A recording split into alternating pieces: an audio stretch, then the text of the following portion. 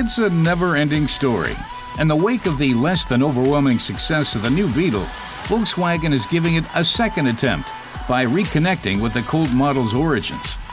The original global favorite sold some 21.5 million models worldwide, putting it in the top 3 of all-time best-selling single-generation cars. In technical terms, the new version has precious little in common with its ancestor, with its air-cooled boxer engine in the rear.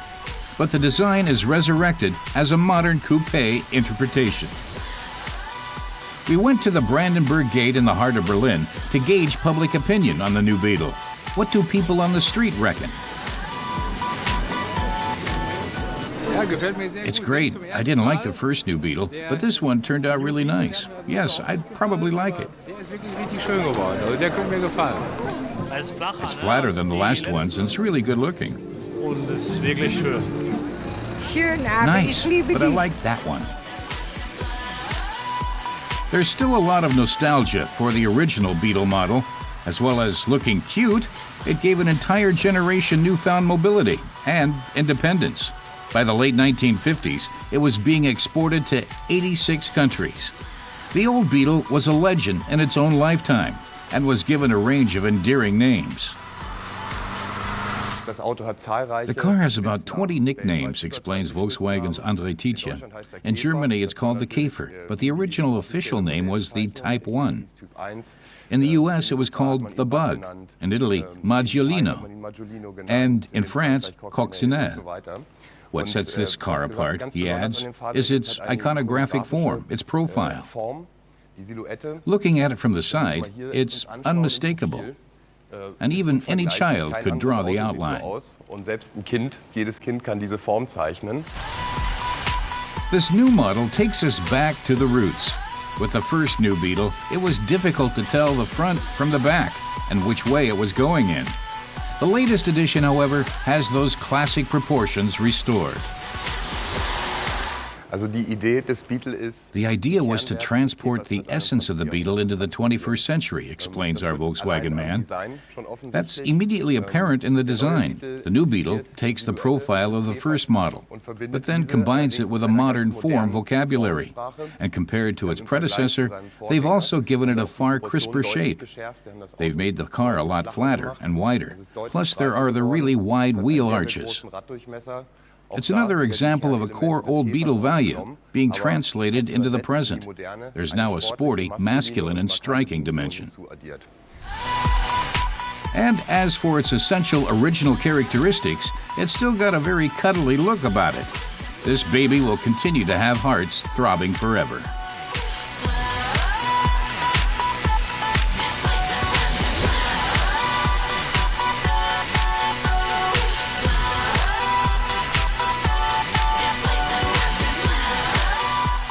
There's even a cheeky spoiler at the back to underline the new model's sporting aspirations. The trunk itself has grown from just over 200 to 310 liters of space, and with the seats down, total cargo capacity increases to 905 liters. The interior now has a far more serious look.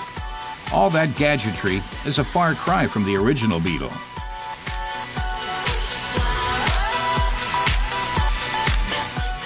But there are those trusty straps for holding on to, a throwback to the old days. The big question is, of course, what's it like to actually sit inside? Our on-the-spot testers approved. I normally have a problem with a car's height, but this is very nice, and it feels really spacious. I like it a lot. Can we have a look at the engine, please? Sure. The new edition comes with a range of 6 engines, although that choice isn't the same the world over. Our test Beetle will be available everywhere. It has the most powerful of the gasoline-powered engines, delivering 147 kilowatts. The 2-liter TSI was previously featured in the Golf GTI and propels the new Beetle to 100 kilometers an hour in 7.5 seconds. The Beetle saga is set to run forever.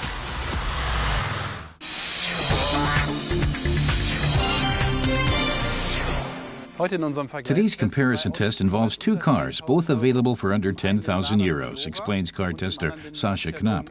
The Lada Priora and the Dacia Logan MCV, which in fact costs less than 8,000. The Logan you see here, however, costs 10,000. This Lada version, 12,000. He'll start with the Lada. The interior design is, well, let's say ambitious. The surfaces and workmanship are some distance off European standards, and the seats are reminiscent of the late 1980s. That said, it's all very functional, and all the standard basic features are there.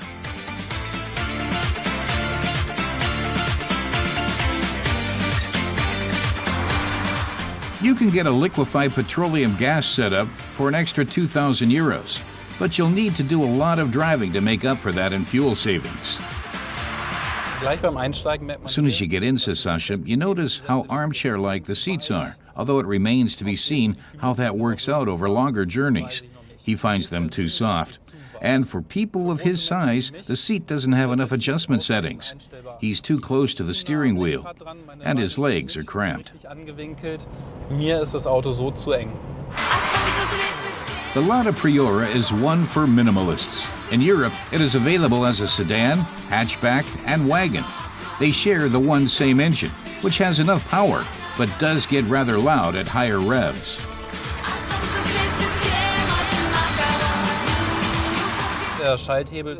The gear knob tends to wobble. It's always moving, whether you're engaging the clutch, accelerating, or slowing down.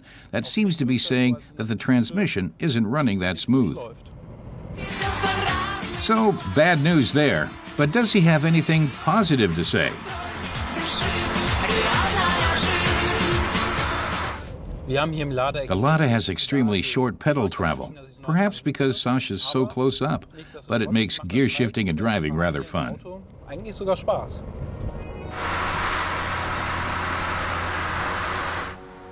In terms of appearance, our two test candidates won't be winning many prizes for their beauty. The Lada reminds you of how cars were built 15 years ago, while the Dacia looks like a stretched-out delivery van.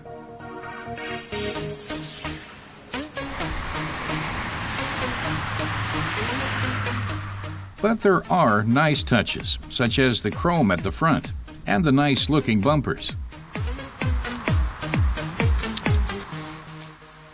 It's from the rear that you really see the difference in body shape.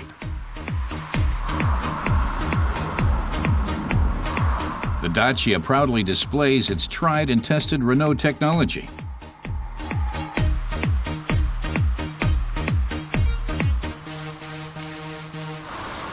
The Lada keeps its identity rather quiet, except the model number slapped on the rear tailgate. In both cases, the rear lights have a modern, clear glass covering. Unfortunately, says car expert Sascha Knapp, the Lada's trunk can only be opened by either pressing several times on the remote control or from the inside. Underneath, there's a tank for liquefied petroleum gas. The Logan's trunk even has two separately opening valves, but with the third row of seats in use, there's precious little cargo space. That can be resolved in 3 easy steps, however.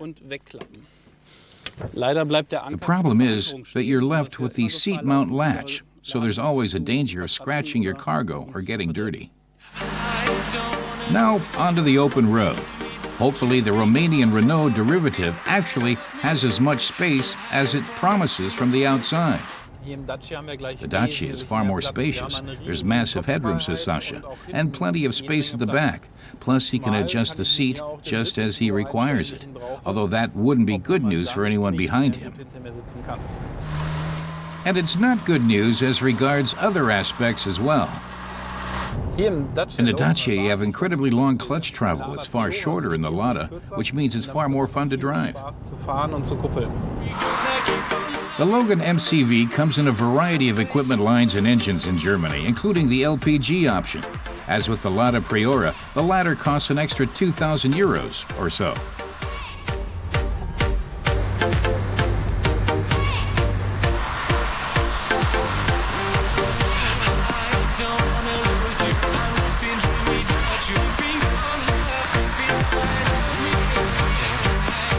Soon Inside the cabin, you have a straightforward but nicely crafted dash, comfortable seats, and Renault technology. Power windows are available only in the top-of-the-range Laureate line.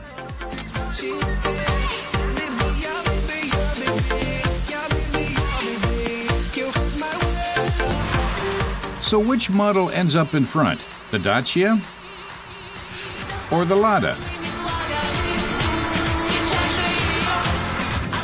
Our expert's winner is the Dacia Logan MCV, a lot of car for a low price. In the Dacia's case, starting at under 8,000 euros, but in the Lada's 10,000. The Dacia might not be the most fun car to drive, but it has the better workmanship and more space inside.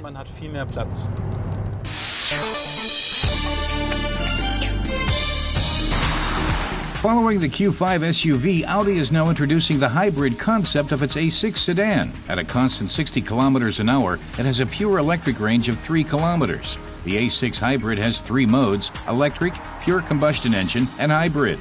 The gasoline engine is a 2.0 TFSI delivering 155 kilowatts. Target fuel consumption is 6.4 liters per 100 kilometers. Come the International Motor Show in Frankfurt in mid-September, Honda will be unveiling a version of the Civic, specially designed for Europe. The new model, seen here in camouflage, will be available only with 5 doors. And with an eye on adaptability to differing terrains, Honda also souped up the suspension. The new Civic is due to hit dealerships in early 2012.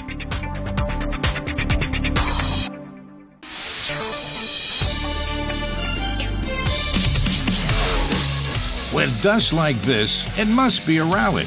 This is no ordinary race. This is the Romaniacs, which is considered the toughest enduro rally in the world.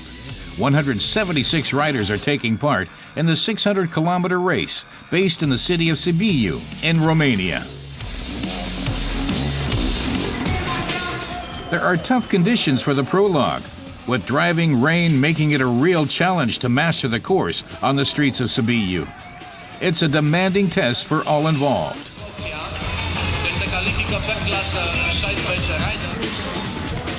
6 riders start in each group.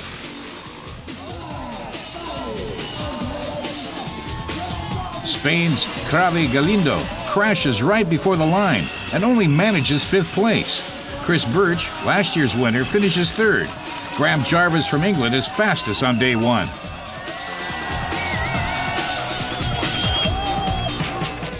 To win the prologue's fantastic. First time I've won the prologue, so I'm well chuffed. But yeah, it was a bit dodgy when it started to rain, but it suited me, I think. First in the heat, I got a bad start, so made sure I got a bit more grip in the final there and paid off. And what about last year's winner? Yeah, man, we just get every extreme going at this race. If it's not weather, it's the track, and it's gone from so hot to pouring rain in about 2 minutes. The prologue was scary, man. It was slippery as, bikes going everywhere. Xavi had a massive crash right in front of me, and the adrenaline's still wearing off. But it's not just men. There are plenty of female riders too. Sarina Sandu has brought her mother along. Don't worry. She's the first race she came with me because she's really scared when she's here. So I'm glad that she's here.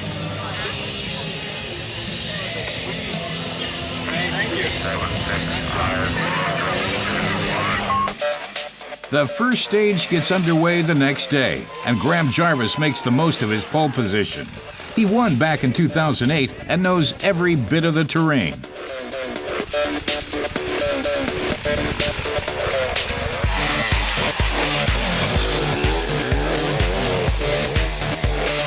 This is the 8th edition of the rally. It is considered the toughest bike race in the world. Many riders never reach the finish line. Homer's downhill is the toughest descent. Graham Jarvis is the only rider to make it down without falling. After a final steep ascent, Jarvis then crosses the line in first place. Chris Birch is 4th in the first stage and even sees the lighter side of things, but not everyone is so relaxed. Andreas Lettenbichler says he wanted to overtake Kavi, and then there was a massive crash. Andreas thinks he tore a tendon in his ankle. He's in a lot of pain and doesn't want to take his boot off.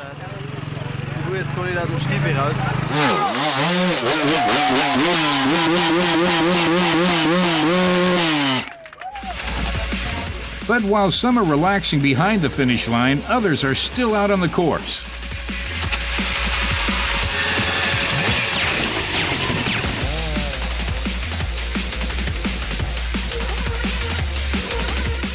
It's every man for himself, but there is also a certain team spirit.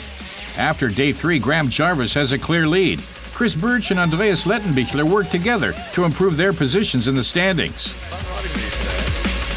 Mainly, well, you just cover the ground a bit quicker if you work together. It's not like we're sort of waiting for each other, but if I go the wrong way, Letty shouts me. If he goes the wrong way, I shout him, and then we kind of just make our way a bit quicker together. An informal agreement. Just trying to, I'm having a lot of trouble with my wrist. It's an old injury that keeps flaring up. So I'm just trying to look after it and manage the problem. Just icing it, cooling it down so I don't have too much troubles tomorrow. Serena Sandhu has also made it. She and another female rider have done well and will be heading out again tomorrow for the last stage.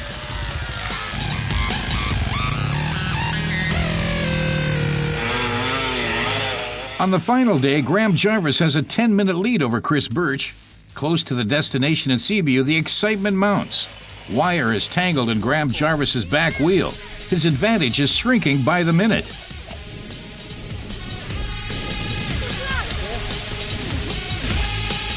Chris Birch is gaining ground. Finally, Jarvis uses a knife to untangle the wheel, and he's up and running again.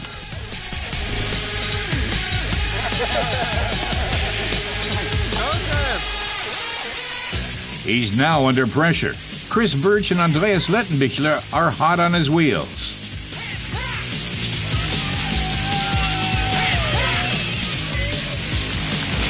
But Graham Jarvis keeps his cool and crosses the line to take the title. No, I knew I had to keep pushing because I know Chris and never going to give up. So this sort of event, anything can happen. So you just need to maintain that lead. So I did. Towards the end, I did take it steady because I was tiring a bit. How do you feel, bro?